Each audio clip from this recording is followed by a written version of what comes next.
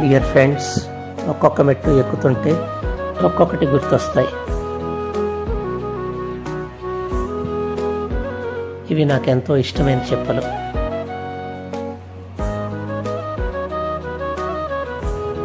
అనుకోని అతిథిలా వచ్చే వర్షాన్ని కిటికీలోంచి చూస్తూ ఆస్వాదించడం అంటే నాకు మరీ ఇష్టం.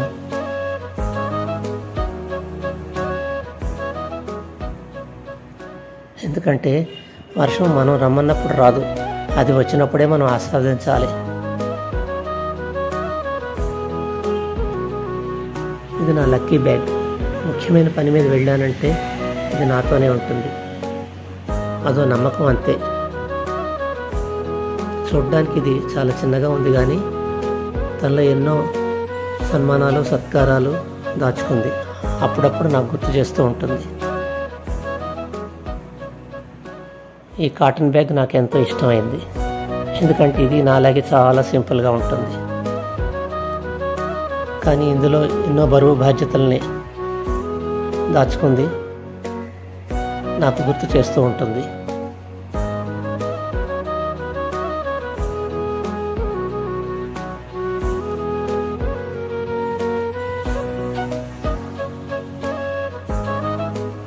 ఈ తాళం నా ప్రయాణంలో ఒక ముఖ్యమైన వస్తువు.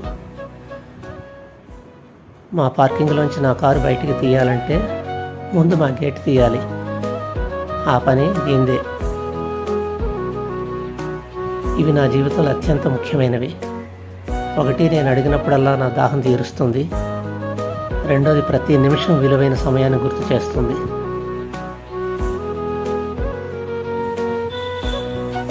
ఎందుకంటే కాలం చేతిలో మనం ఉంటాం, కానీ మన చేతుల్లో కాలం ఉండదు.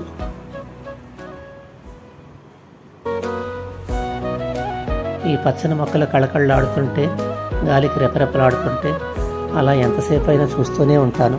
కాలం కదులుతున్నట్టు, సమయం గడుస్తున్నట్టు.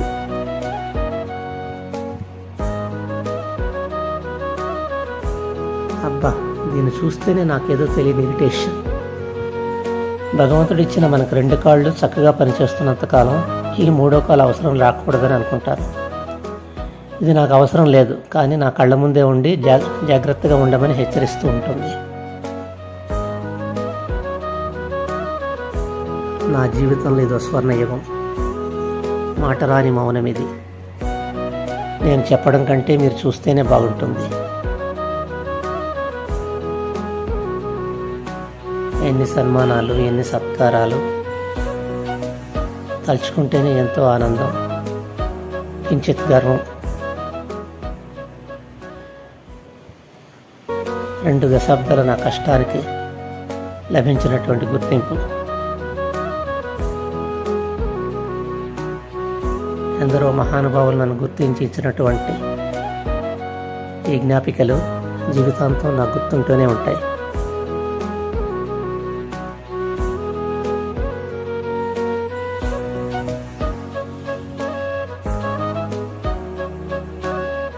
మనిషి జీవితంలో ఎన్ని మలుపులున్నా, ఎన్ని మజిలీలు చేసినా చివరికి ఆధ్యాత్మికమే ఆఖరి అధ్యాయం అనిపిస్తుంది.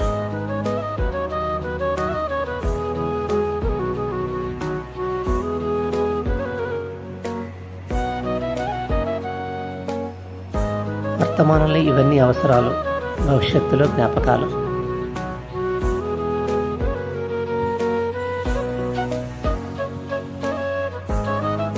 సెలవా మరి, మీ PC ఆదిత్య.